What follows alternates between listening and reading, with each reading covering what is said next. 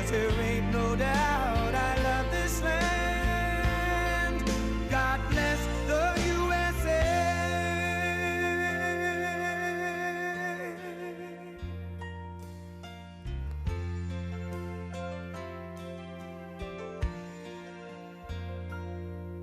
From the lakes of Minnesota to the hills of Tennessee, across the plains of Texas, from sea to shining sea, from Detroit down to Houston and New York to LA, where there's pride in every American heart, and it's time we stand and say that I'm proud to be an American, where at least I know I'm free, and I won't forget the men who died, who gave that right to me, and I gladly stand up next to you and defend her still today, 'cause there ain't no doubt I love this land. God bless the USA.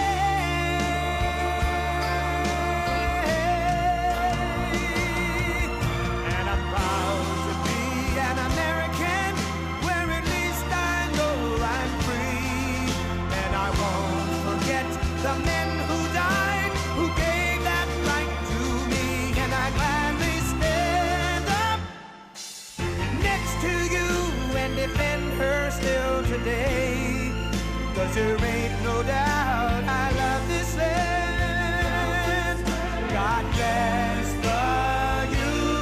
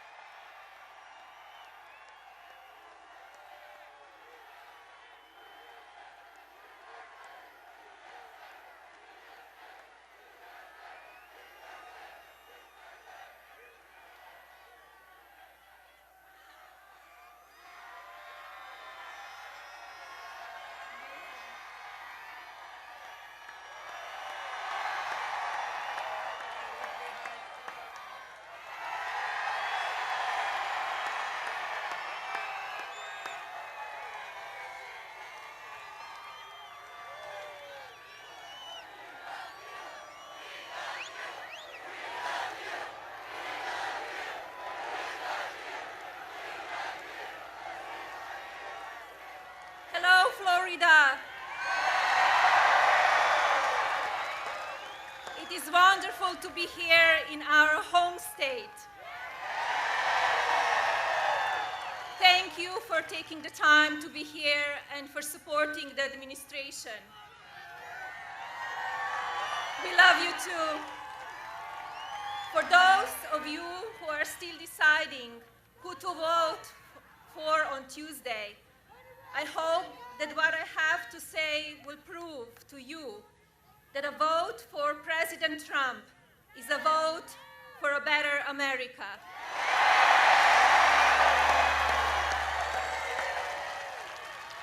In a time when hate, negativity, and fear are the messages the media streams into our homes, and the large tech companies are protecting political censorship, we need to remember what is really important. My husband's administration is focused on the future. The health and safety of the American people, the education and well-being of our children, the safety and security of our streets and communities, and the protection of our fundamental family values. Under Donald's leadership, we have blocked out the noise and focused on you, the American people. Under my husband's leadership, our nation is respected again. Our borders are safer. We have won wars and we have stayed out of new conflicts. We have made historic peace deals in the Middle East. We didn't just talk about it. We moved our embassy to Jerusalem. The president stands with our friend Israel more than any other president before.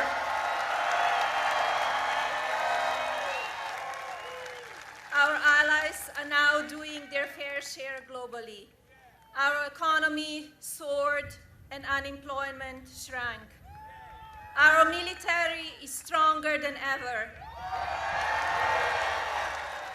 Opportunities for women and especially working mothers expanded in our workforce. Healthcare for every citizen remains a priority for him, and as you have seen over these past years, he won't stop until he gets it done.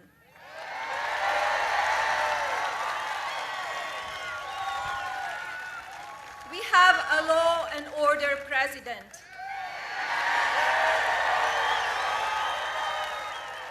Donald fights to protect and support all our people. He also fully supports our men and women in uniform, while others are calling to defund them. We have faith in our judges and our legal system to rule justly. We respect our heritage and we condemn all hate.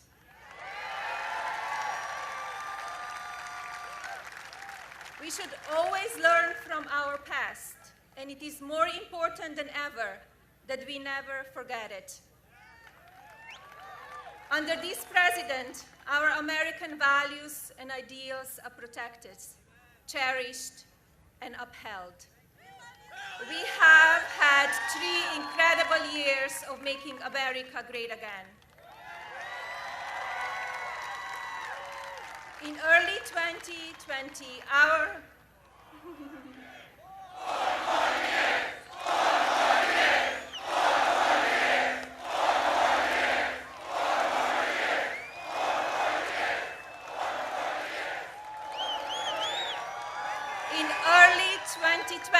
our nation began feeling the effects of a global pandemic, a virus that invaded our nation and no one really understood. Now, because of our amazing medical capabilities and resources, we are in the process of developing powerful therapeutics and vaccine.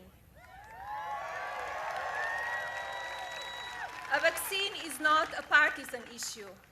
If you are not supporting the safe production of a vaccine, you're not supporting the health and safety of the American people. There is no room to play politics on this topic in the midst of pandemic. I want to take this moment to say thank you to the many amazing frontline workers who are with us today. Thank you for all that you are doing. You keep our most vulnerable citizens safe. Our administration fully supports you and will continue to work tirelessly to ensure that you are equipped with all the medical supplies you need. This administration also continue working to develop safer procedures and practices so that children can get back in the classroom, so that businesses can continue reopening and people can start earning an income again.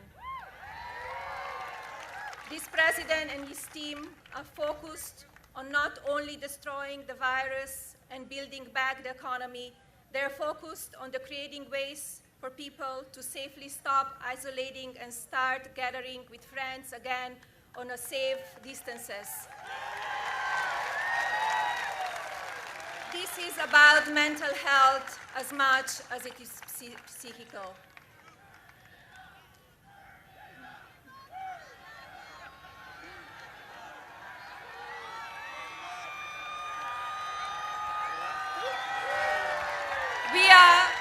a country of hope, not a country of fear or weakness.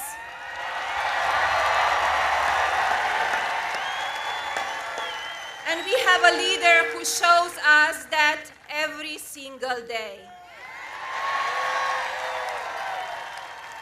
President Trump chooses to move this country forward.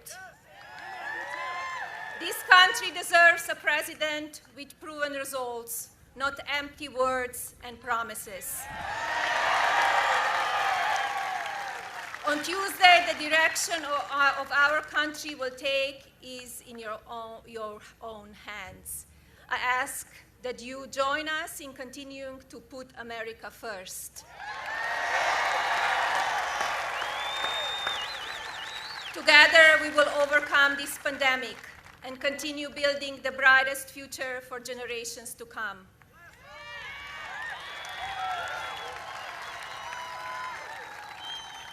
Thank you. God bless you all. God bless your families.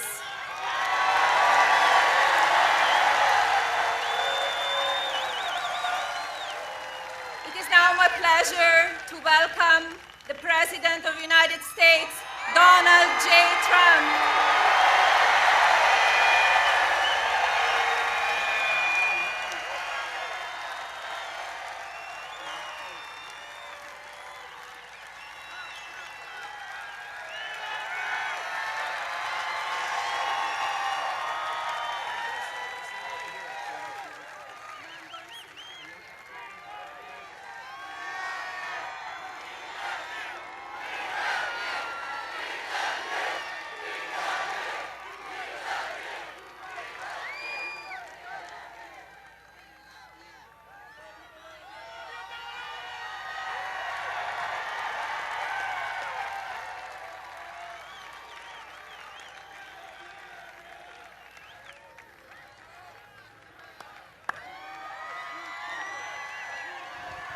Wow, thank you very much. That was a little bit of a surprise.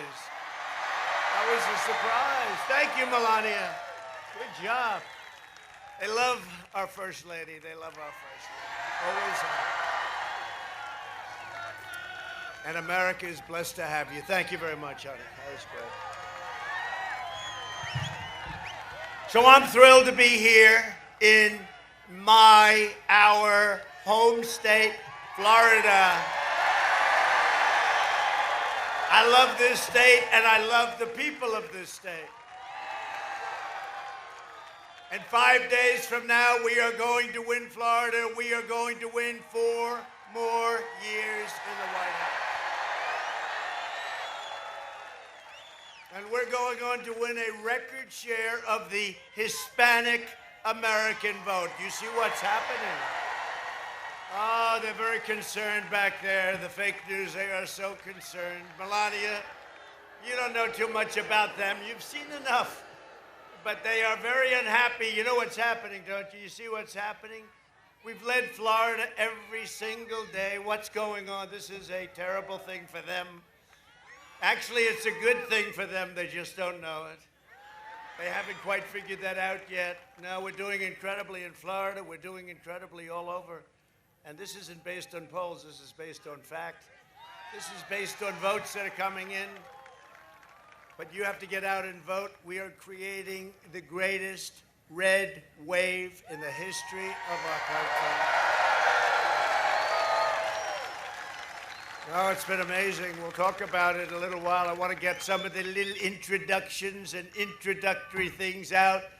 But we have to talk about the what's going on in our country with the big tech. You know the power of big tech? They're incredible. They're incredible. No, I heard about the power for a long time, the power of big tech. I heard about it 4 years ago. Sir, big tech is against you. They're tremendously powerful. You can't beat them. Then we had the election, we won. I said, oh, how did that happen?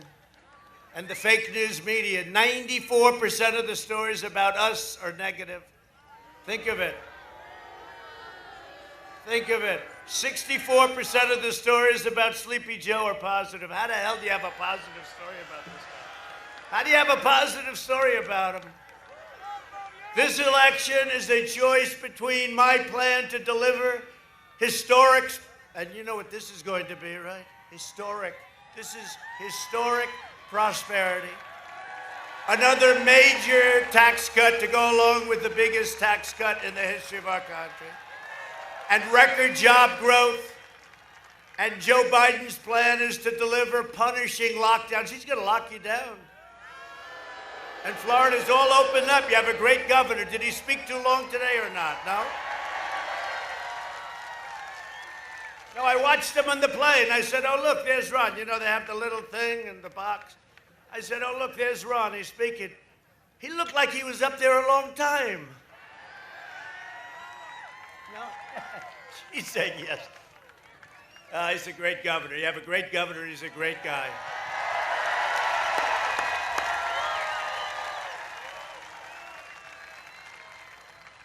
They want to give you massive tax hikes. It's the first time that I've ever seen. I've been with politics all my life, essentially. Only doing this for a few years on this side of it.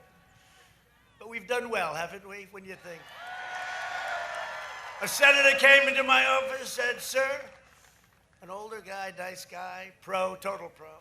Sir, I've been in 9 races and I've won 7 of them, sir, and I'm a United States senator. I said, Senator, I've been 1 race and I've won 1. Now we want to win 2, but I won 1.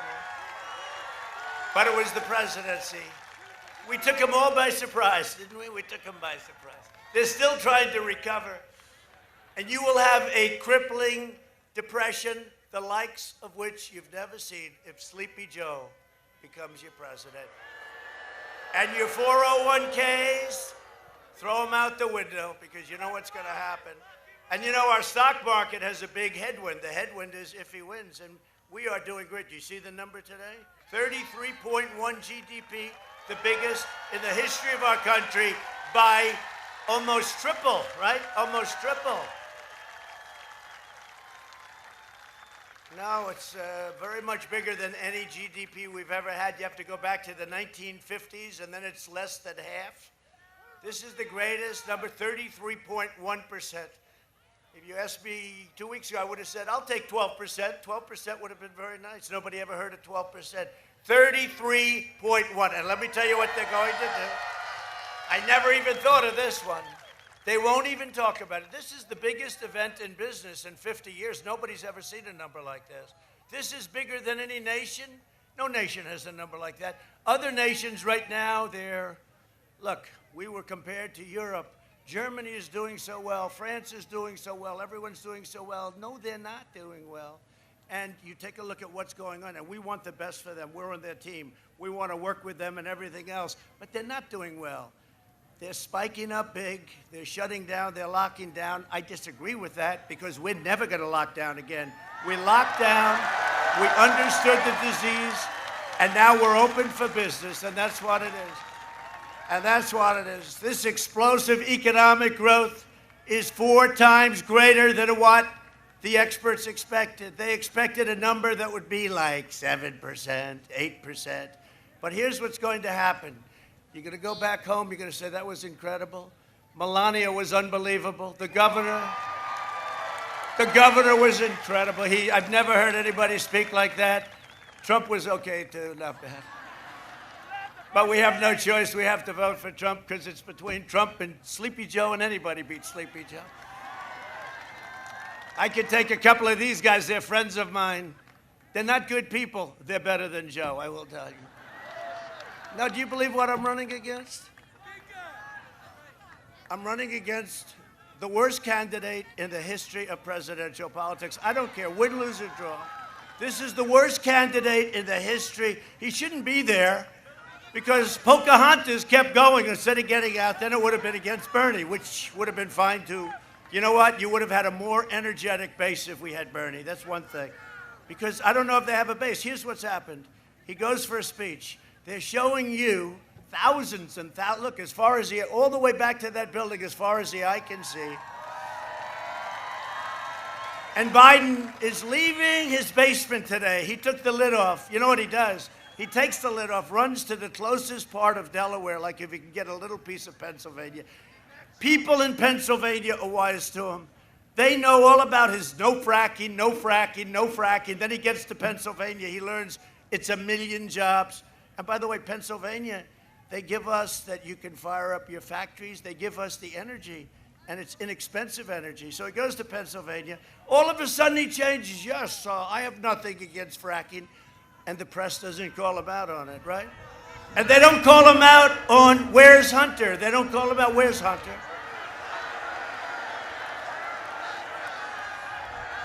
Where's Hunter? Is Hunter in the crowd? They don't call him out. They don't call him out on Where's Hunter.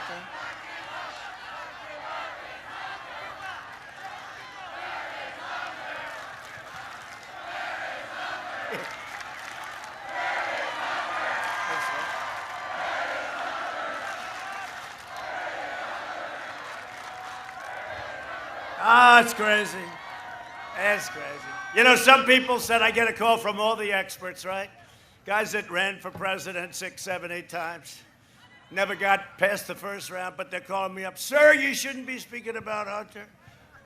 You shouldn't be saying bad things about Biden because nobody cares. I disagree. You know, maybe that's why I'm here and they're not. But they say, talk about your economic success. Talk about 33.1%, the greatest in history. Now, look, if I do, I mean, how many times can I say it? I'll say it 5 or 6 times during the speech, 33.1. But you look at that, and you look at Tucker Carlson, what he did the other night. Great, and followed up by Sean, and followed up by Laura, and the next day, nothing at all, right? Nothing. Nothing in the New York Times, the fake New York Times. Hey, how about Anonymous? Did we see Anonymous? A low staffer. Anonymous turned out to be a guy. I'm trying to figure out, I don't know who the hell this guy is.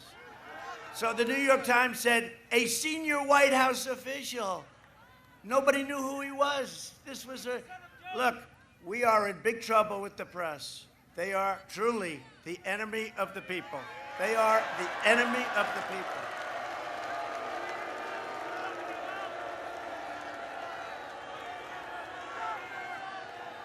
So this guy goes out, this lowlife, who I never saw him. I think he has a picture of me standing there like I do with thousands of people. This lowlife goes out and he writes a book. By the way, when he left, he had nothing but praise for the Trump. Oh, it's incredible, incredible. Then somebody gets him at the New York Times, the fake New York Times, and all of a sudden he becomes nasty. And he writes, and they say, a top White House official. Well, he was a staffer, low, had nothing to do with the White House. He had nothing to do.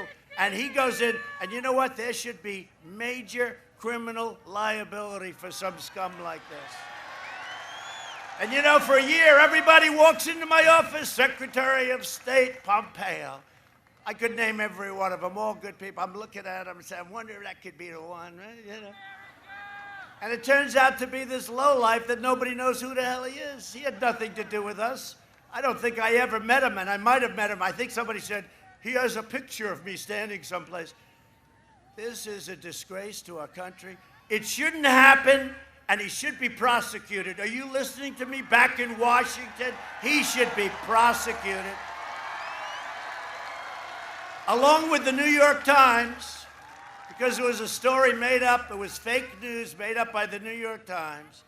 And you know who he works for now? CNN. He works for CNN right there.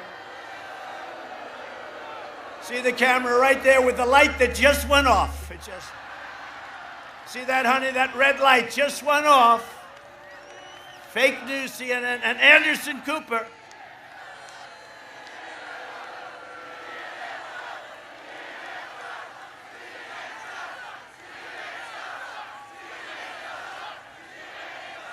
And Anderson Cooper asked him, are you anonymous? And he lied to him. He said no, essentially.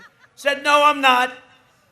And he works for CNN. I would think CNN would be firing him about, but this is a real lowlife. You know who else he works for? Google. He works for Google. I think Google should fire him very quickly because bad things are going to happen to him. But think of what he does to our government. Right? It's like a horrible, treasonous, horrible thing that you can do this, that you can get away with it. Weekly jobless claims. This is boring, but it's really good. just hit a 7-month low. In other words, from the beginning of the pandemic, 7 months ago. No, we're going to have next year the best year we've ever had economically. And it's true. Biden is holding back the stock market because, you know, it's an election. Crazy things could happen. Maybe 100% of the people in Florida decide not to vote. You know, you never know.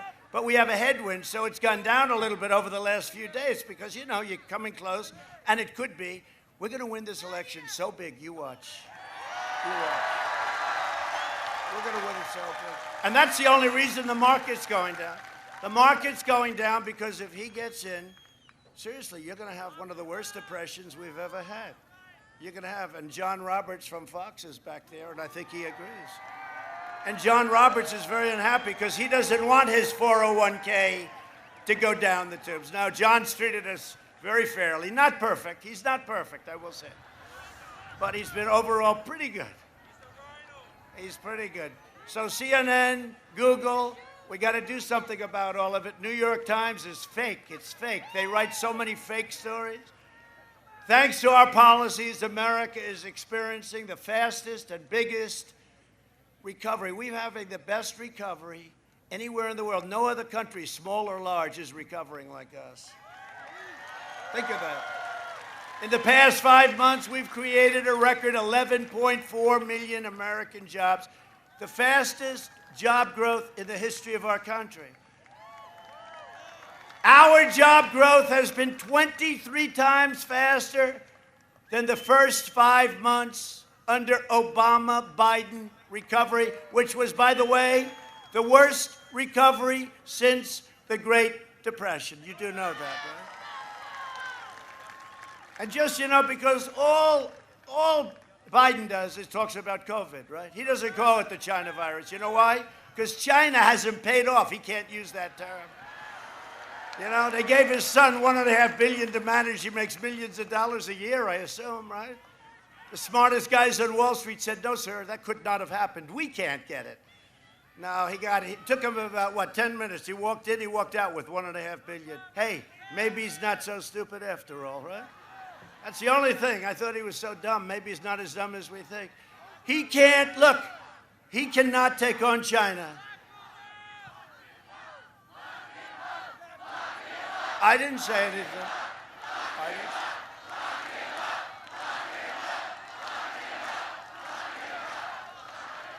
The problem is Biden is total. The biggest story, no, the second biggest story. The worst was when they spied on my campaign and they got caught. That's the biggest political corruption story in the history of our country. But this could very well be second. And we have what's called the laptop from hell. The laptop from hell. From what I've understood, you only have seen a tiny portion of it. But you know what the press is now doing? They're blaming Russia. It's Russia that did it. Russia's the one that created the laptop. And Russia brought it into that little shop to have it fixed. Russia. I think Russia's looking at us and saying, those people are stone cold crazy. No, it was Russia's fault. They said it loud and clear. It was Russia, Russia, Russia. Aren't we tired of this crap? I saw Schiff the other day, 2 days ago, watermelon. You know, he looks like a watermelon head, right? Remember he lied in the halls of Congress? He read my conversation with the president of Ukraine. But it wasn't my conversation. Hey, how great. Do we love those people that took down the language? Professional military people, word for word for word. If I didn't have it, it would have been my word against Shifty Schiff, right? 8 times he said quid pro quo. Think of what that means. 8 times you've asked for the same thing. The guy on the other, after the 3rd time, the guy on the other side would say, he's got some serious problems. I don't even know him. I called him to say, congratulations on becoming president of Ukraine. And for that, I got impeached. But you know what we have? We have a lot of great Republicans, and I hope you're going to be voting for those Republicans also. Great Republicans. We have one of them here, Mark Meadows. Has anyone ever heard of Mark Meadows? Took me 3 years to get him out of Congress and become chief of staff. He's great. He's here. He was one of our great ones. And you know who helped me a lot, honestly? In fact, I said, don't run for governor, Ron. Stay exactly where he was a congressman, you governor, right? There he is. Look at Mark. He's out there working with the phone. He's got the phone going. He uses two at one time, right? But your governor was another one. He stood up. You know, he's Harvard and Yale. Do you know that, your governor? He doesn't talk about it. He doesn't talk about it. But he would be on television defending me and fighting for me. There was a group, Jim Jordan. Did anyone ever hear of Jim Jordan? Jim Gordon, 128-1. You know, Jim was an NCAA wrestling champion, one of the best. One of the best. He was a great one. He was a great one. And you know, when you win like he won everything. When you win like that, it's also right here. It's muscle, but it's got to be muscle attached to a lot of brain, right? You guys know, the athletes know that. But Jim was great, and but Ron was fantastic. Your governor, he asked me, he said, would you support me for governor? I said, no, not really. I'd rather have you stay right where you are, you know. You're doing a good job of defending me. But think of it, what we had to do, and we got 197-0 in the House. Think of that. 197-0. And then we went to the Senate, and we had 52.5 to a half. You know who the half was, but that's okay. That was the guy that Sleepy Joe Biden, he couldn't remember his name. Remember, he said the guy from, isn't he, the governor from that place, Utah. I don't know his name. I can't remember his name. It was Romney. No, Sleepy Joe's a little bit off. Let's face it, Sleepy Joe is shot. And I'm not a fan of his, and he's not a nice guy. Just, you know, I feel better. If he was a nice guy, I couldn't say these things. He's not a nice guy. Now he doesn't remember whether or not he used to be a nice guy. He was never considered smart. He was a touchy-feely guy. You know those guys? Touchy-feely. But not a nice guy, not a smart guy.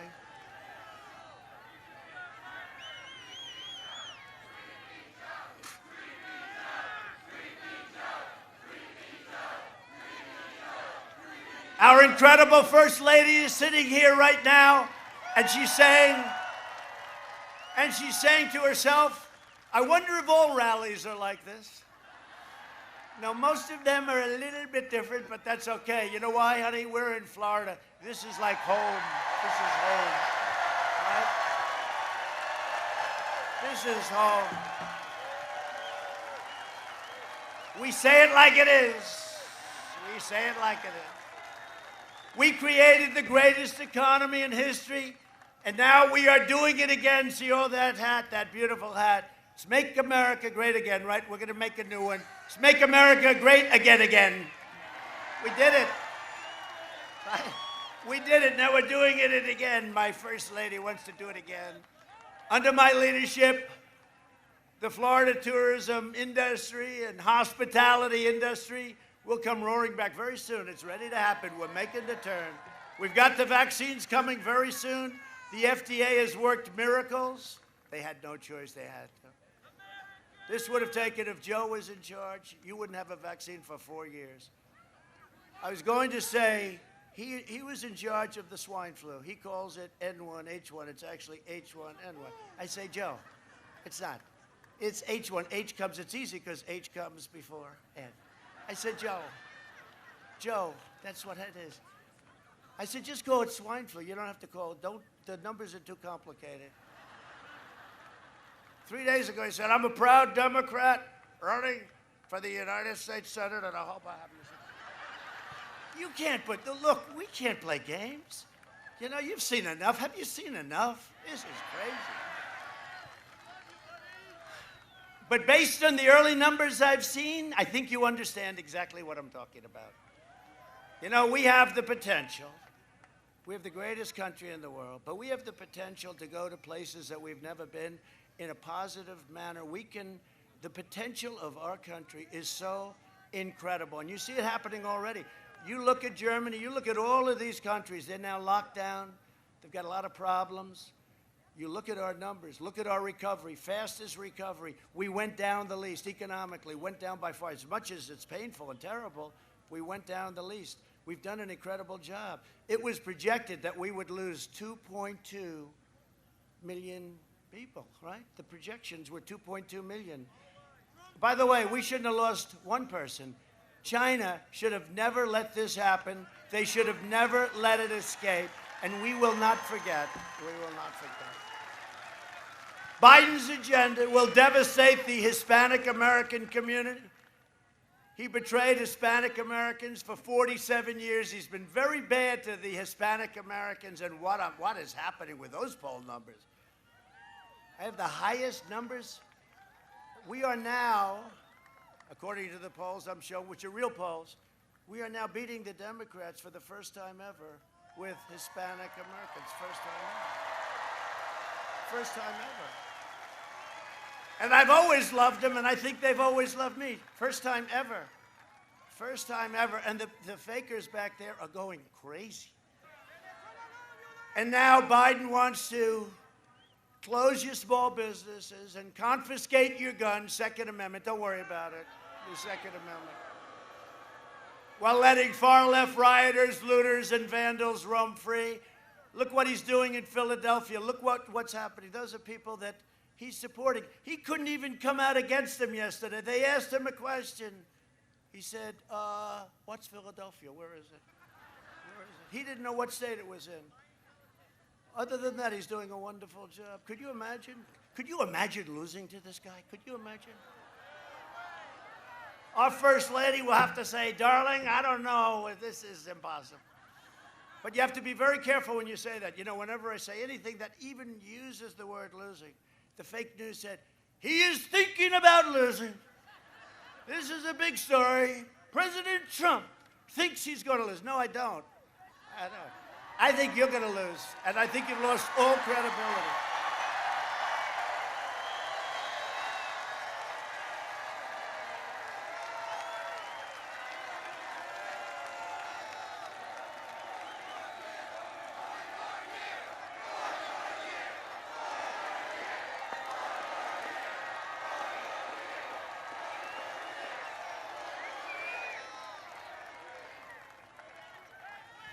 And our elegant First Lady sits and she says, what the hell is happening here?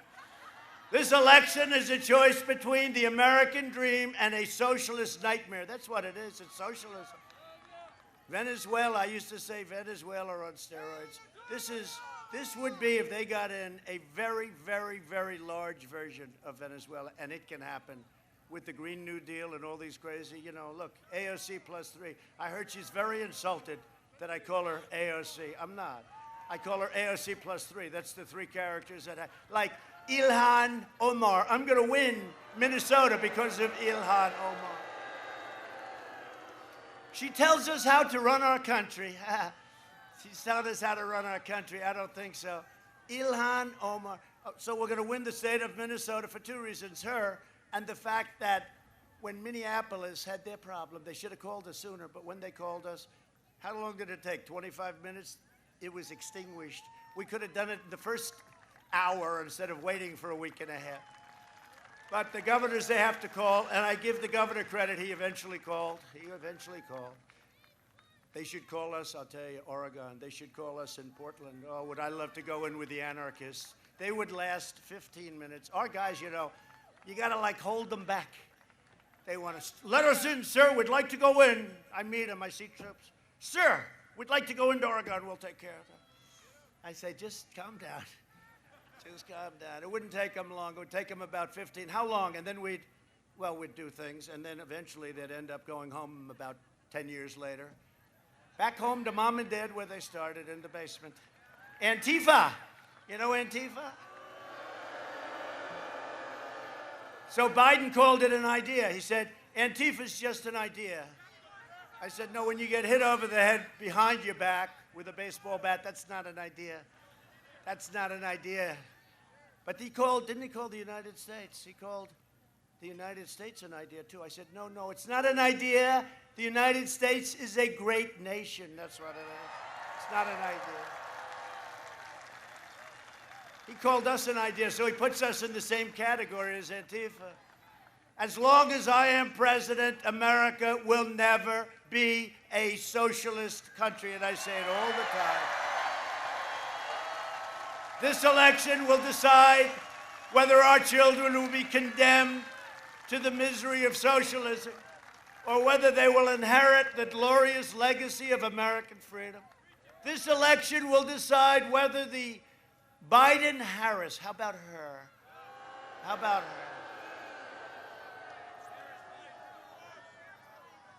I'll tell you what, when our great Vice President, Mike Pence, debated her, it was a total, you know the expression?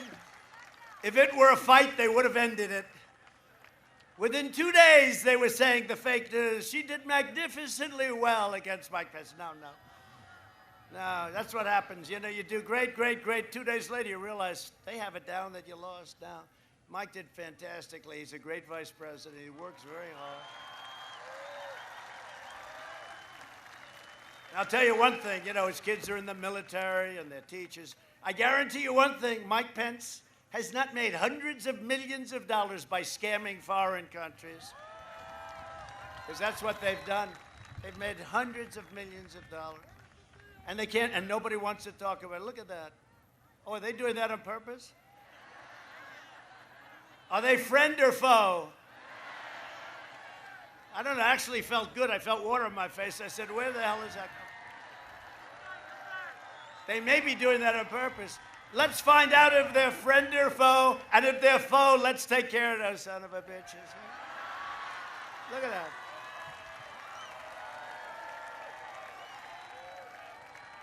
Are you okay? Oh, look, they're hitting the press. That's okay. Oh, there go the cameras. There goes $1 million worth of equipment. Look at that. Wow. That's cool, actually. And I'll tell the media I have nothing to do with that, but it is sort of like cooling up, feeling like a little. That's great.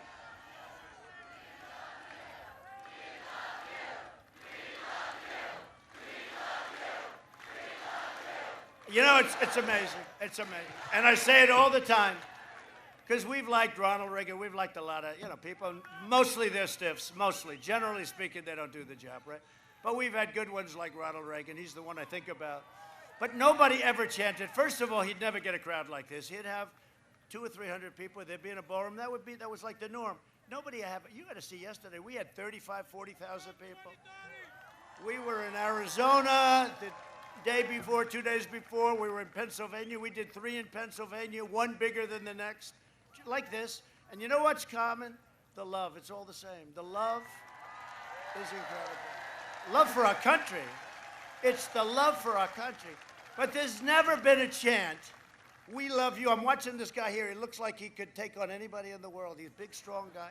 I don't think he's ever cried in his life before, and I see him wiping away tears. We love you, we love you. This guy, he hasn't cried since he was a baby and probably didn't cry then either.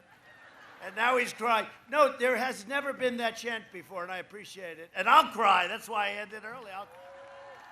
I'll cry, except I don't want them to say, your president broke down in tears today. I don't know. That's not cool. We don't want President Xi of China to say, gee, I just saw something that surprises me. You know, we've taken billions and billions of dollars out of China. We gave $28 billion to our farmers, 28 right out of China. I don't want to have. But then the plague came in, right? Then the plague came in. That's sort of everything. You know, we made a great deal with China.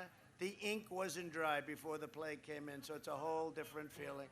I will say, 3 weeks ago, they ordered more corn, more soybeans, more beef than at any time in the history of this country.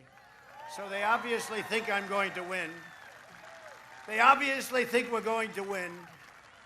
And they want to make us happy, but we're not happy because that should have been stopped. And it's not here, all over the world. You see what's going on in Europe. It's so sad. But you see what's going on. 188 countries all over the world.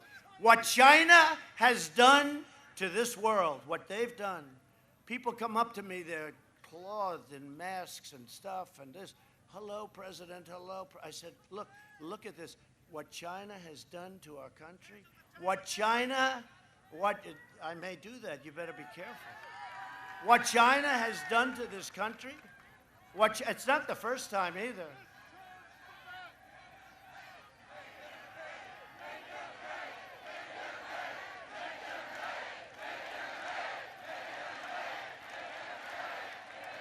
they're paying. They're paying. But you can never pay for 200,000 more lives. You can never pay for that. Yeah, we can make them pay plenty. But 210,000 lives. But it would have been 2 million lives. It's incredible the job that we've done and that the American people have done. This could have been 2 million lives. They said 2.2 million lives. No, they're going to pay. We believe in safe streets, secure communities, and we believe in law and order, not like in Philadelphia. And they can't let that happen. They can't let the looters run wild. They can't do it. You can't. You either have law and order or you don't. Philadelphia can't do what they're doing. And they have good police in Philadelphia. They like Trump, I can tell you. I've been endorsed by every law enforcement group. New York's finest, they endorsed me. They've never endorsed a presidential candidate. New York's finest endorsed me. It was a great honor because I grew up with New York's finest. They're incredible people. They're not being allowed to do their job. They've been he cut back $1 billion he took back. And now crime is way up. It's not even the money. They're not being allowed. They're incredible people. Tough as hell, fair. They love our country. They're not being allowed in New York to do our job. Between the governor and the mayor, they're being just absolutely, and they want to leave. They want to get out. They have plenty of other opportunity.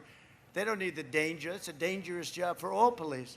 But we've been endorsed by New York. We were endorsed by Chicago police. The Chicago police, that's tough. We've been endorsed by all of you sheriffs. You have sheriffs. You have great, tough sheriffs. I know many of them, but the sheriffs, we had a big ceremony 2 months ago in Florida. Ron was there. You were endorsed. We got endorsed by the sheriffs, all law enforcement all over Florida. And I asked Sleepy Joe at the debate, I said, Joe, name one law enforcement agency, just one in the whole country that endorsed you. He couldn't do it, remember? Then Chris Wallace saved him. I had two people I was going against, Chris Wallace and him. Chris was much tougher, actually. Chris was tougher than Joe. And then I said, Joe, say the words law and order. No. Say the words law and order, Joe. Say them. And then Chris Wallace, he doesn't have to do that. Oh, okay, Chris, thanks. Now, I like Chris's father a lot better than I like him, Mike Wallace, the great Mike Wallace. You know, he did me on 60 Minutes. It was one of the few good pieces. You know, he was a tough guy. Chris tries to be like him, but he doesn't have what it takes. But Mike Wallace was a tough, tough guy. And he did me on 60 Minutes, and it was a great piece. He's never recovered from that originally, but he passed away. He was a great guy and a great, great reporter, I'll tell you. And he was a friend of mine.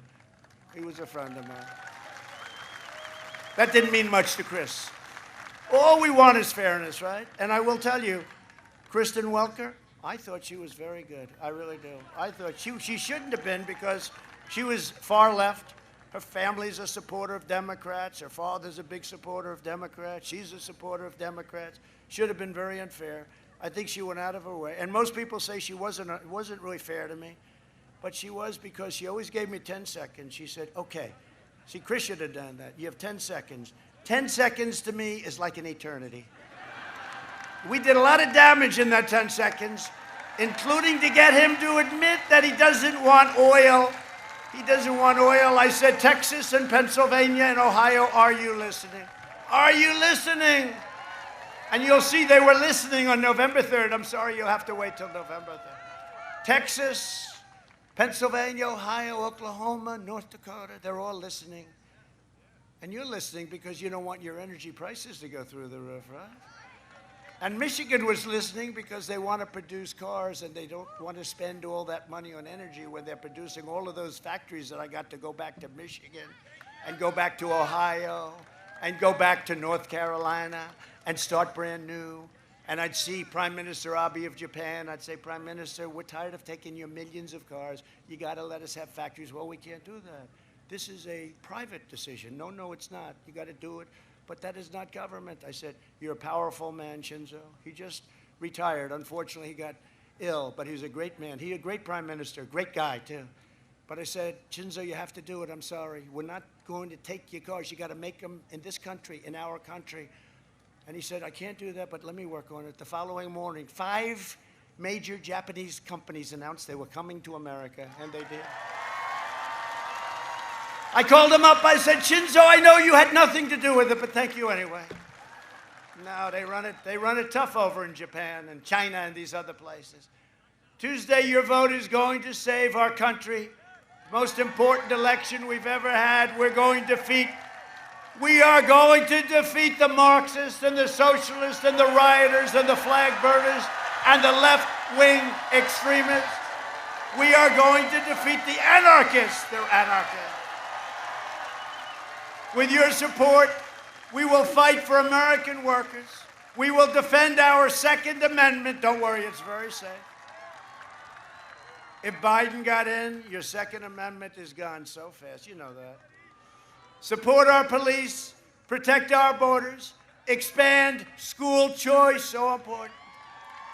Ensure more products are proudly stamped with that beautiful phrase, made in the USA. That's what's going to happen. My plan for America will deliver a safe vaccine. You're going to have it in a few weeks. It's coming very quickly. Great companies, Johnson & Johnson, Moderna, Pfizer, many, many companies. You're going to have it. Seniors will be first in line to get it, and we will make it available to everybody free. It's not your fault. It's not your fault. We're protecting our seniors. You know, if you're a senior and if you have a heart condition, if you have any kind of a certain type, especially diabetes, you're in big trouble if you get hit by the China virus. Big, big trouble. So we're going to make that vaccine. We're going to make it free, and it's coming from great, great firms. Our vaccine will eradicate the virus, and by the way, we have it, but whether we have it or not, it's rounding the turn. It's rounding the turn. Hey, excuse me, I'm sure you didn't hear. Nobody heard this, right? I had it. Did you know that? I had to get back on the trail. I said, this is not good timing. And I got better very quickly. First Lady had it. She had it. And she got better very quickly. But I'll tell you who had it also. The doctor went to the First Lady and myself and said, Barron has tested positive. I said, excuse me, doctor, tested positive for what? He's got COVID. I said, okay. Then about 12 minutes later, I said, doctor, how's Barron doing? He's our very tall son, very tall. Has anybody noticed he's slightly tall? He's 14, and I'm saying, hello, Barron. Yeah, he's great. But he's strong. But I said, like 12 minutes later, Dr. Sean, great doctor. We have great doctors. One thing, when you are president, you have a lot of doctors. Johns Hopkins, I want to thank them. Walter Reed Medical Center, incredible.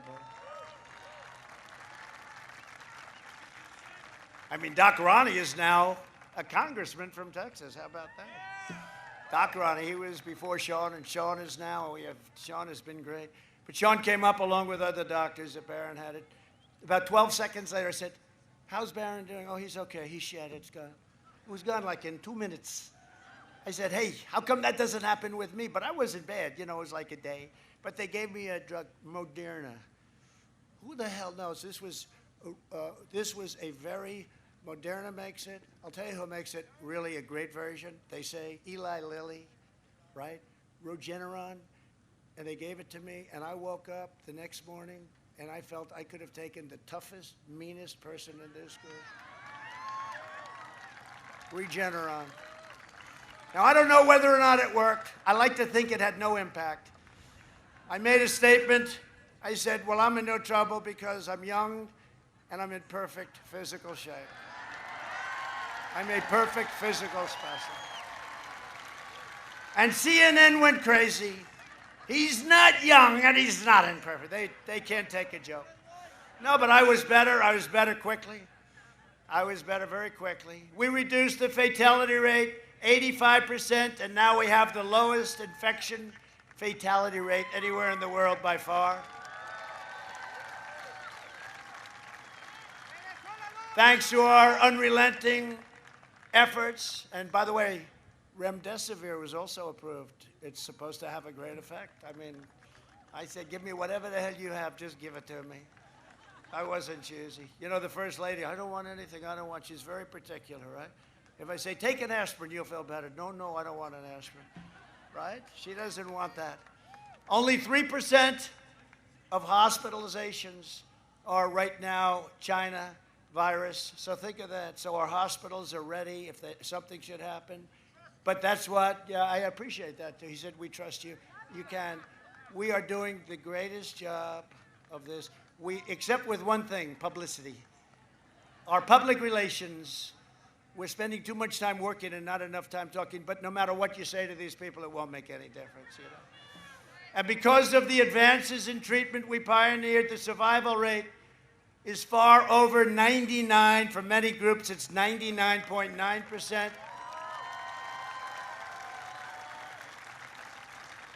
And for under 70, it's unbelievably high. For over 70 now, it's getting very good. And the drug they gave me, that what we're doing is we're going to make that available, including the very similar drug, it's antibody, a very similar drug from Eli Lilly. We're going to make that available to anybody that needs it, should they get the China virus. We're going to make it available free. So if anybody's going to need it, Joe Biden's plan will delay the vaccine, postpone therapies, prolong the pandemic, crush our economy. We can't do this. Destroy the Florida tourism industry and lock down our entire country. We'll be locked down. Under Biden's lockdown, countless Americans will die from suicide, drug overdoses, deferred medical care, abuse. The thing that's happening to families is the cure. Remember, I said it right at the beginning. The cure cannot be worse than the problem itself. And you have Michigan locked down.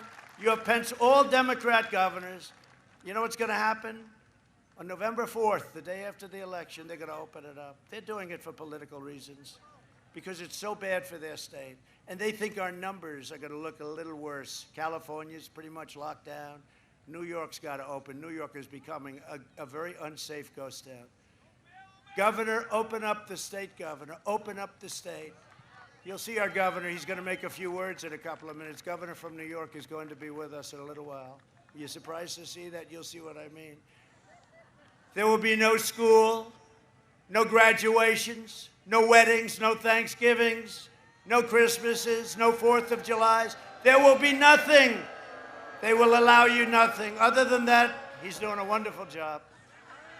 Europe imposed crushing lockdowns, and today, Spain has more than 2 times more new cases per capita than the United States. France has over 3 times, and Belgium has over 7 times what we have. And I don't want that. I don't want that. I don't want that to happen to them. We're helping them. We're sending them thousands and thousands of ventilators. We've become the ventilator king. We're making thousands of ventilators a month. We're sending them to Europe and all over the world. Sending a lot to Africa. They'll never be able to get them. They'll never be able to make it. We've done an incredible job. Incredible job. European lockdowns are not stopping the virus, but they're creating misery, poverty, suffering, and death. You see the riots in the street of Italy today, the streets of Italy, and the riots they're having in France. The people are tired. They can't do it anymore. They can't do it anymore.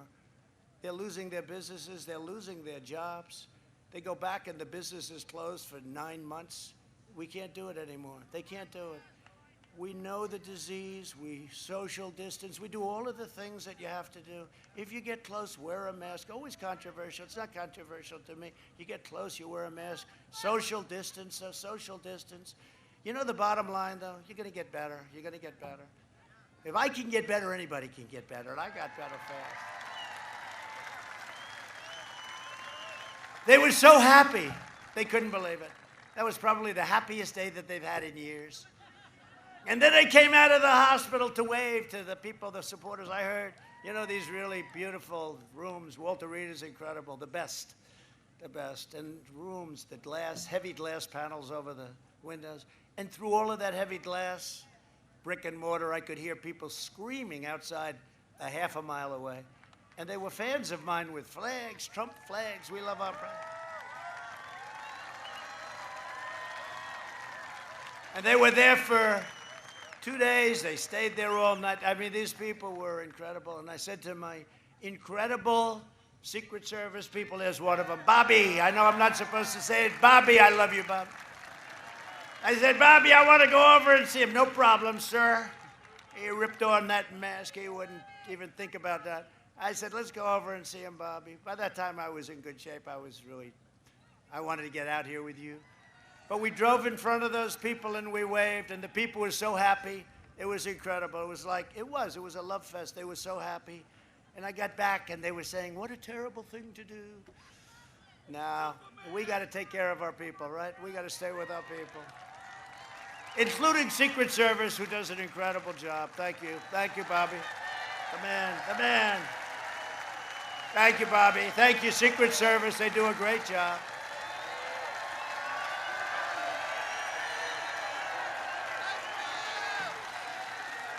For half a century, Joe Biden has been outsourcing your jobs, opening your borders, and sacrificing American blood and treasure in endless foreign wars. In 2016, Florida voted to fire the depraved political establishment, and you elected an outsider as your president who is finally, if you don't mind, putting America first. That's what we're doing. Joe Biden is a corrupt politician that the fake news will not write about. They won't write the story. They won't write it, and big tech won't write it. They won't write the story. There's outside of the New York Post, who just endorsed me, by the way. Thank you very much. It's the fourth largest paper in the country. Got a lot of great endorsements. We got a lot of great. Jack Nicklaus, you know, Jack. He can putt. He can do everything. Jack. 78 tournaments he won, and he won 18 majors. Think of that, how great that is. That means under pressure. You know, you need people like that, right? People that can win under pressure. Jack. But Jack gave me a beautiful endorsement. We got endorsements from a lot of newspapers all over. We got a lot of endorsements. If Biden wins, thank you very much. If Biden wins, China wins. When we win, Florida wins, and America wins. It's very simple. And if I don't sound like a typical Washington politician, it's because I'm not a politician. And I don't always play by the rules of Washington and the Washington establishment. It's because I was elected to fight for you, and I have fought for you harder than any president has ever fought for the people he loves. Never.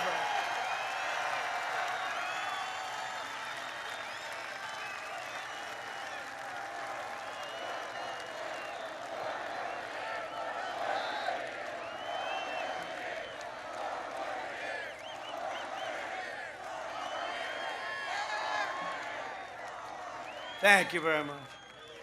There's a lot of people. Look where that crowd is. Would you like to change places with some people in the back? I don't think so. Thank you. Thank you.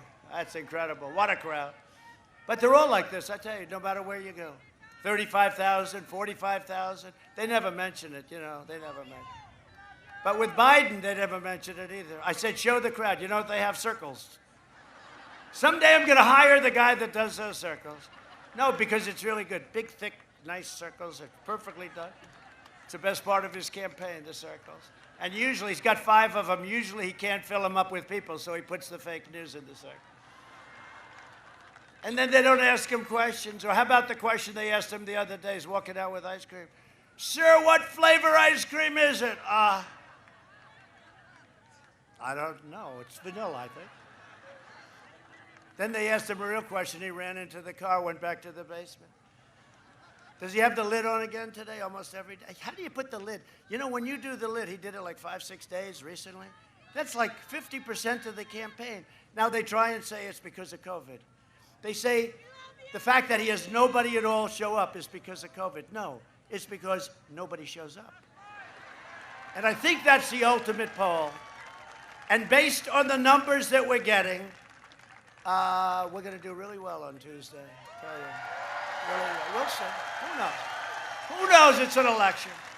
And if we do win, you're going to see a stock market that goes through the roof. Your 401ks are going to go up by 50% quickly. You watch. I'm telling you. We know, I know all those guys. They're just petrified at the thought of having massive tax increases, regulation increases. They said, we've been through that. It wasn't good. That's why they had no growth. That's why they had no recovery. Slowest ever. Remember I said that. Slowest since 1929. It's a long time. Not only is Joe Biden corrupt, he's unfit. He has no plan to end the epidemic. It's all talk, no action, like I said at the debate. 91% to 9%. You know what that means? They did polls afterwards. 91, a respected poll. 91% said, I have to do it. I have to brag. You know why? They'll never do it. You know? You know the expression? If you can't get anybody else to do it yourself. No, 91% to 9%. And I'm trying to figure out who was the 9. I want to find who these people were. No, it was just ridiculous. Ridiculous. I think they could have done better, but you never know. Again, this is why. You never know. His policies would create a depression, and he wants you to surrender our country. That's what he wants to do. He wants you to surrender our country to China, to all of these other countries that have taken total advantage of us. It's really the reason I'm here. If it weren't for the horrible trade deals with South Korea, with our allies. You know, our allies in many ways treat us worse than the enemy. The enemy, at least we have our guard up. Our allies, what they've done to us in terms of military protection and trade is disgraceful. And when they come out and they say they like Barack Hussein Obama much more than they like Trump, that means I'm doing my job. You see? Now, Germany said it the other day, and I have roots in Germany, but Germany said it the other day. They like Barack Hussein Obama, and they should, because Germany is delinquent in their NATO payments, very delinquent. They're at a half a level, and they're very rich. They can do whatever they want. It's not like they don't have the money. And I call them out. I say, if you don't pay, we're going to start taking our troops out. And these people go crazy. They go crazy. You watch. Oh, we've already started to do it. They'll pay. But I just want to play you a video from I was so impressed. It's a little bit, you know, we only do this for people that we love. We have these very expensive boards that come along. And this is largely a woman that comes from this area. Her husband happens to be a major league baseball player. Do you know who I'm talking about? He's a handsome guy, but she's far more beautiful. And he's on Tampa Bay, so he's right now a little depressed. I don't know if he's here or not, but if he is, I want to talk to him and say, you did a great job. Kaylee, please come up here. Kaylee. And play the video, please. Play the video. Joe Biden censored 0 times, notably. No, because we're taking our message directly to the American people. We'll be making 5 rally stops a day. 5. Thousands show up. Literally, we had 25,000 people show up in Omaha. These are historic crowds. The president takes his message directly to the American people, and shame on Jack Dorsey. As the New York Post noted today, this is a mob artist. This is a shakedown effort to say, delete the Hunter Biden story. The media won't report on it. Social media will censor it, delete it, or we will censor the 4th largest newspaper in the United States. We will block them from social media. Big tech needs to be handled, and this president in a second term will do just that, because there needs to be equity. There needs to be a lack of censorship. This is what happens in North Korea, not in the United States of America. Yeah, look, the American people have a very clear choice when it comes to COVID. You can vote on Joe Biden, where you will be locked down. Your schools will be closed. Your churches will be closed. You won't have social gatherings. It will be a lockdown, versus President Trump, where we are safely reopening this country. Americans deserve jobs. They deserve freedom. Joe Biden's modeling his strategy, which is lockdown in the basement. But this president has surged therapeutics and testing and a vaccine in record time. We can control this, but at the same time, we can open this country and not lock down like Joe Biden will do.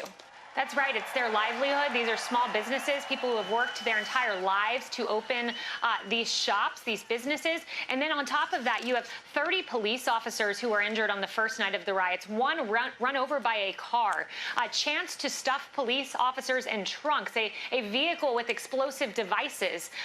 Let me be crystal clear why this is happening. It's because Democrats have enabled the mob. When they attack our police officers verbally, it ends up that they end up being attacked physically. It's called what Jim Comey said, the Ferguson effect, and we're seeing it play out yet again. So as we have 70 new infections a day and 29 states have hit highs, is the president's approach herd immunity? No, the president's approach is therapeutics, which, by the way, have given us the lowest case fatality rate in the world, far lower than Europe's. Right now, when you look across the hospitals in the United States, the percentage of COVID patients in hospital beds is 6%.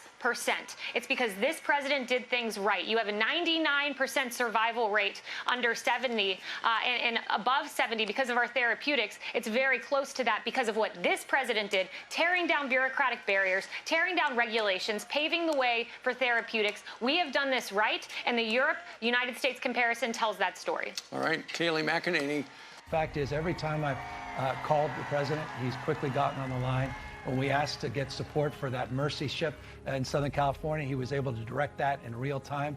What the federal government did, working with states, was a phenomenal accomplishment. We got 2,000 of these field medical sites that are up, almost all operational now in the state because of his support. And those are the facts. His team has been on it. I know a team when they're on it, and I know a team when they're not on it. His team is on it. They've been responsive late at night, early in the morning. We are working very well with FEMA Region 2 and with the Army Corps of Engineers, building 4 field hospitals. That was a decision the president himself took, and I'm grateful for it. These were just extraordinary efforts and acts of mobilization. And the federal government stepped up. We needed help, and they were there. He said everything that I could have hoped for. And we had a very long conversation. And every single thing he said, they followed through on. We've got to have double the number of ventilators that we requested for that area of the state. And in fact, we got them in, frankly, short order. Have we lost anyone because we didn't have a bed, or we didn't have a ventilator, or we didn't have healthcare staff? No. The president was extending support for new swabs. So conversation, commitment, promise made, promise kept. Now, to be fair, maybe Biden's not telling us because he's forgotten his own plans. Watch Biden's staff quickly swoop in to shuffle him along during a quickie escape the basement trip to Pennsylvania. Here's the deal. One of the things that is important is that keep in mind, although they're going to vote on Barrett, I think today. That was terrifying. What kind of country we're going to be? 4 more years of Georgia, going to find ourselves in a position where, if Trump gets elected, we're going to be in a different world.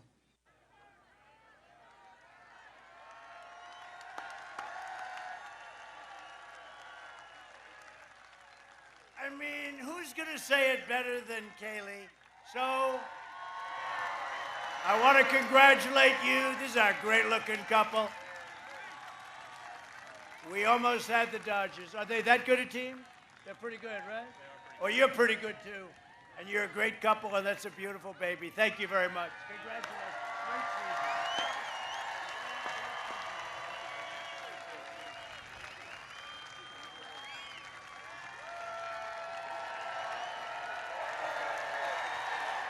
season. See, she's smart. She's smart. She picked a major league ball player. You know what it is to get in the major leagues and stuff? You got to be in shape. You can't look like these guys out here. Nah, she's great. But did anybody say, especially on the pandemic, has anybody said it better than that? That was on this morning on Fox. Fox and Friends.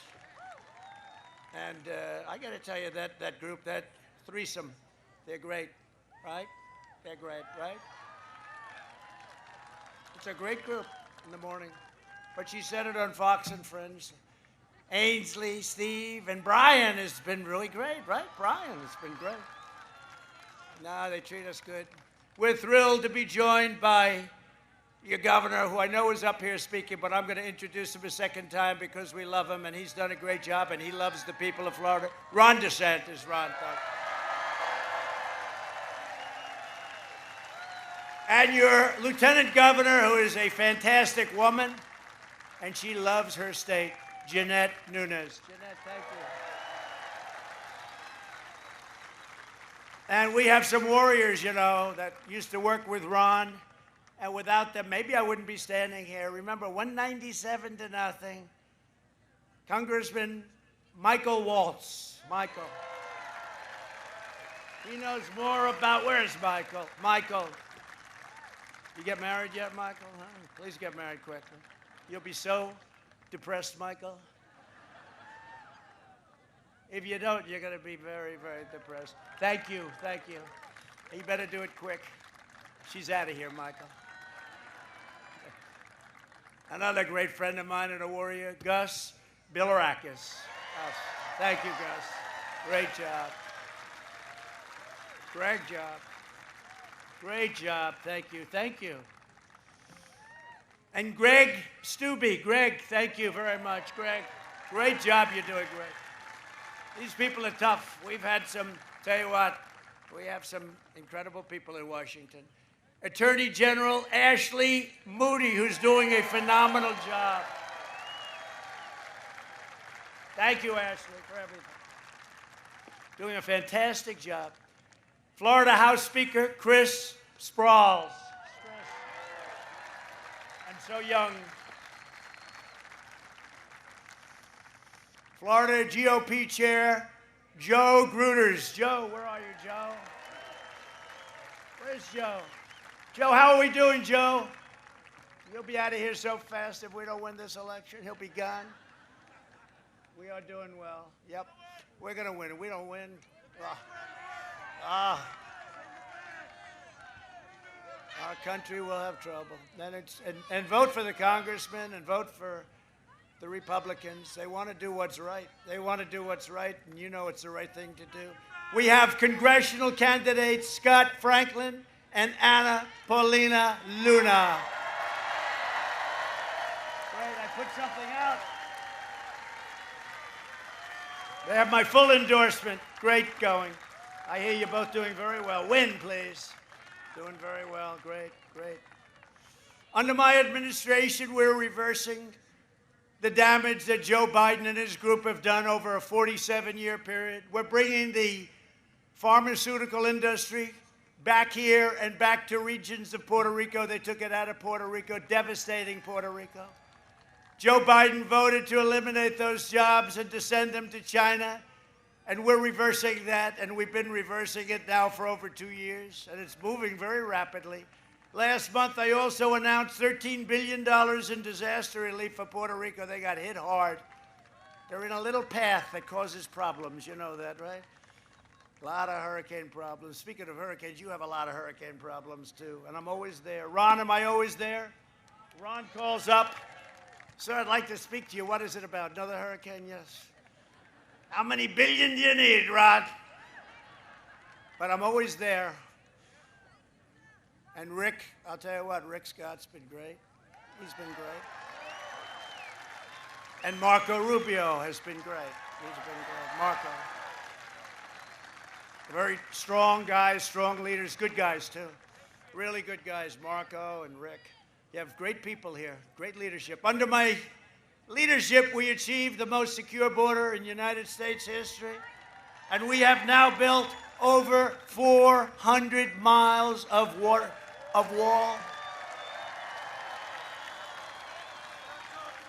And we'll have it finished very shortly. It'll be finished very soon. You don't hear about it anymore. You used to hear when they didn't think I'd be able to pull it off, and that was a tough one. They were willing to close up the country over the wall. So I had a party, totally strong party. Bad politics, but strong party. Bad policy. But they didn't want a wall. But I made a really terrible mistake. I should have said, instead of we will build a wall, I should have said, we will not build a wall. They would have given me all the money. They would have said, we demand that you build it immediately. But then they said, walls don't work. And I said, no, walls work and wheels work. Those are the two things that work. Everything else gets obsolete in about 15 minutes after it's discovered. Biden wants to terminate our travel bans and surge refugees from the most dangerous places in the world. he will open the floodgates to radical Islamic terrorism. And you saw what happened 3 days ago, the beheading in France. And today it happened again. And we give our warmest regards to President Macron, a friend of ours, a friend of mine, a friend of the First Lady. They're great, two great people. First Lady of France is a great woman. Under the Biden plan, the horrifying attacks in France will come to our cities and our towns. And I don't want to speak too loudly about this, and I knock on wood. This is real wood, you know? This is real wood. I can tell anything having to do with the White House and the president, it's real wood. Somewhere. Oh, yeah, here. Let me knock on this piece. That's definitely. But you know what? Look at what's happened. Long time, right? I don't want to say long time. And you know, the first call I get, after we win, the first call I get will be from Iran. They're going to want to make a deal because their country has been devastated. They have been unable to give money to terrorist organizations that they've given routinely for years. Their GDP is down 27% this year, which is the highest anybody's ever seen of any country 1 year. Think of it, we're up 33.1 and they're down 27. And they're going to want to make a deal, and we want to make a deal if we can. We want them to be a great country, but they cannot have a nuclear weapon. They cannot have a nuclear weapon. And we're going to help them. We're going to help them. We're going to go with them and help them and do whatever we have to do. And I hope that happens. But I believe that, and I even said, don't deal with them now. They're going to want to see what happens with Sleepy Joe, because if he won, China will own us. Iran will make another crazy deal where they give them $150 billion and $1.8 billion in cash. Think of that. We have so many things. What we've done, the deals that we've made, it's very scary to see. I watch it and I say there has to be something wrong because nobody can be that stupid. Nobody can be that stupid. Under my leadership, we're keeping the terrorists, extremists, and violent criminals the hell out of our country, if that's okay. If that's okay with you. Some of you might object because you have that nice liberal point of view, but if that's okay with you, we'll keep them the hell out. We invested $2.5 trillion in the U.S. military, including $11.2 million, think of this, $11.2 million right here, MacDill Air Force Base. Has anybody heard of MacDill? Has anybody in the audience, Mr. Congressman, you're the one that got it. You're the one that got it included, Waltz. And we also passed Veterans' Choice and Veterans' Accountability. They all said it was impossible. They said it was impossible. And we took 100% of the ISIS caliphate, destroyed it, and we killed the leader of ISIS, al-Baghdadi, who they're looking for 17 years. Al-Baghdadi is dead.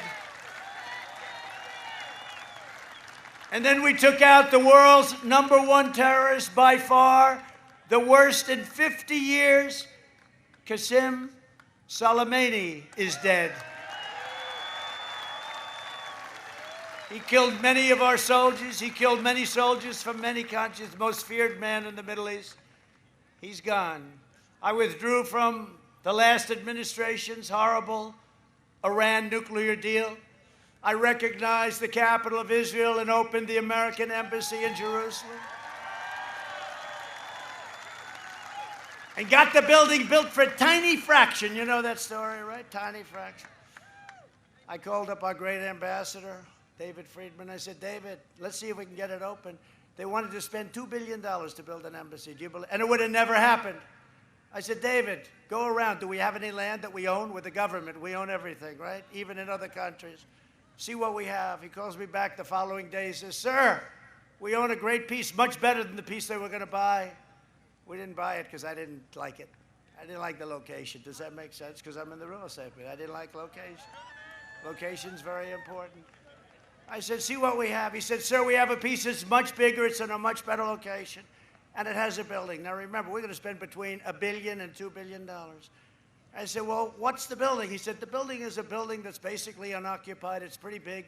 We could fix it up. I said, how much? He said, let me get back to you. He gets back to me 2 days later. Sir, I think we could do it for $390,000. Right? Right? You understand that, Mr. Congressman? So I said, you know, it's the first time I've ever done this. I said, David, that doesn't sound good. It sounds too cheap. Make it a little more. Make it 500. Okay? And we did. We did it for 500,000. And you know, it's Jerusalem. And a friend of mine, Ron Barron, he's so proud of a wall opposite the elevator. Every time I walk in, he shows me Jerusalem stone. I go crazy. Ron, I don't care.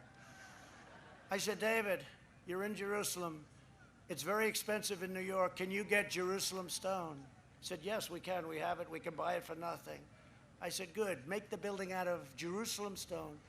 So he made it out of Jerusalem stone. We had it opened 4 months later for $500,000. That means, because you know what? Not only would it have cost more than $2 billion, you wouldn't have that building built for 25 years. So we did something a little different. We got something done for a tiny, tiny fraction of what it was supposed to cost, and we had it open in 3.5, 4 months. And it's now our embassy. It's a great embassy, and it's recognized. Jerusalem is the capital of Israel. Sort of a great story. And I also recognized Israeli sovereignty over the Golan Heights. They've been working on that for 52 years. We got it done in 2 hours. And it's not easy. And every president wanted to do those two things for many, many decades, but they couldn't. And I understand why they couldn't. A lot of pressure against. And instead of never-ending wars in the Middle East, we're forging peace deals all over the place, you see. No blood in the sand. No blood in the sand, no cost.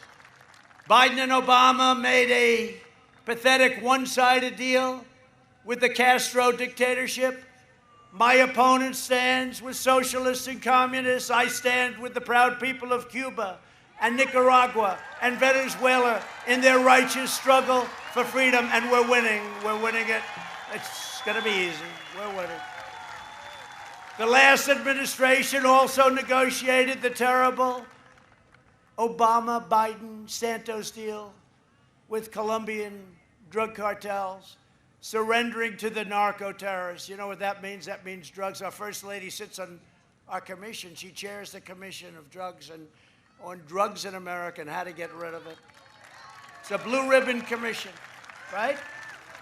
And we're down 19%. We had a little setback with the recent problem with the China virus, but it's getting back under control. But she's taken it down 19. She and the commission have taken it down 19%. And she doesn't want it mentioned. She doesn't want to talk about it. She doesn't want to talk about it. See, if it were me sitting in her position, I'd be holding a news conference. I have done an incredible job. No, I'm only kidding. I'm only kidding. I'm only kidding. But she has done an incredible job. Thank you, honey. Under my... Thank you. Thank you very much. Under my administration, we worked with Colombian officials to seize or disrupt 227 tons of poisonous narcotics since April alone. The fact is, I've done more in 47 months than Sleepy Joe Biden has done in 47 years. It's true. It's true. No administration in the first 3.5 years has done what this administration's done. We've rebuilt our military. We've done the biggest tax cut in history, biggest regulation cut in history. What we've done is incredible, even environmentally. I tell you what, we're not going to go over a list, would be here all day, but no administration. And you know, the fake news doesn't even call me on it. They don't even, usually if you make a statement, they think it's like 1% off. It's like a headline the next day. In the coming weeks, we will distribute a vaccine, defeat the virus, and complete the great American comeback. We're in the process. A vote for Republicans, like these people right down here, is a vote for the great American dream. That's what it is. And remember, Abraham Lincoln, the legendary Abraham Lincoln, was a Republican. Would you please remember that? Nobody knows that. They know it now because I like to say it. Over the next 4 years, we will make America into the manufacturing superpower of the world, and we will end our reliance on China once and for all. It's already started. We will hire more police, increase penalties for assaults on law enforcement, and we will ban deadly sanctuary cities. We will defend religious liberty, free speech, and the right to keep and bear arms. Your Second Amendment will be defended. We will maintain America's unrivaled military might, and we will ensure peace through strength. And I told you we spent $2.5 trillion with a T, trillion on our military. We have the finest rockets, the finest missiles, the finest jets, F-35s. We have the finest tanks and submarines and ships, all made in the USA. And our nuclear stockpile, we are in a position like no other country in the world. We're the envy of every country, Russia, China, North Korea. No country in the world has what we have. And just a lot of religious people in this audience. Pray to God that we never have to use it. And it's more likely that we won't have to use it now that we have it. But just hope that we never have to use it. We will end surprise medical billing, require price transparency, lower drug prices even more, and we will always protect patients with pre-existing conditions. America will land the first woman on the moon, and the United States will be the first nation to land an astronaut on Mars. It's already happening now. We will stop the radical indoctrination of our students and restore patriotic education to our schools. We will teach our children to love our country, honor our history, and always respect our great American flag.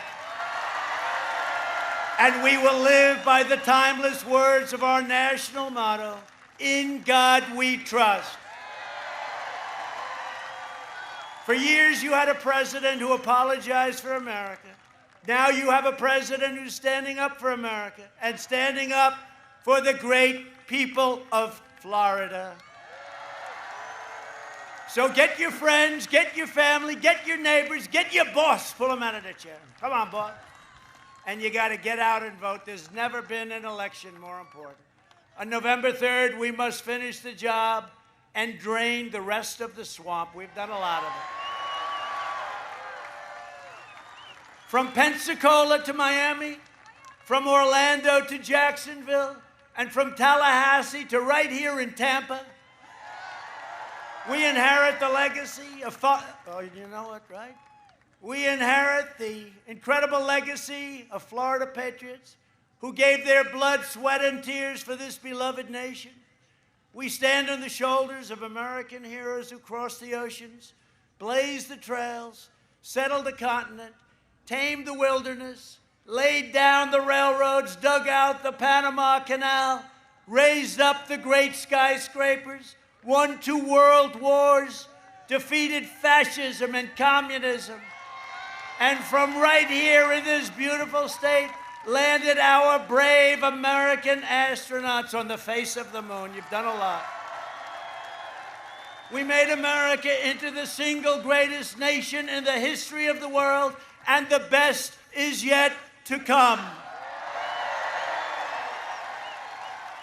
Proud citizens like you help build this country, and together we are taking back our country. We are returning power to you, the American people.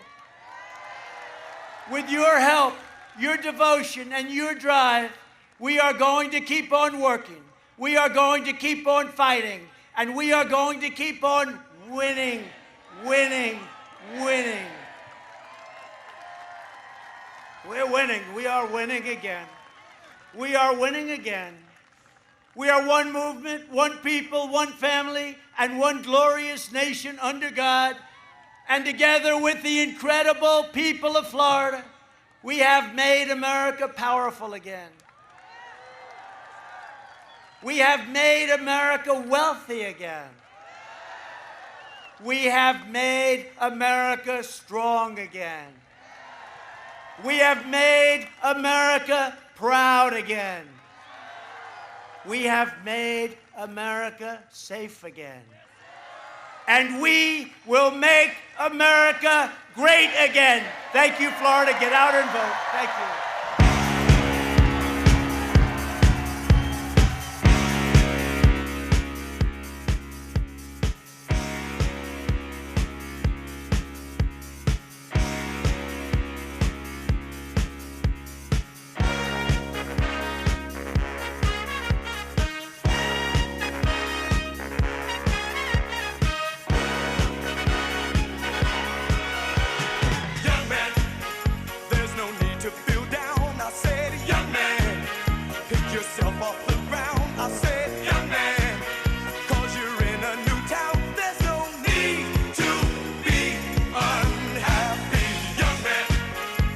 a place you can go.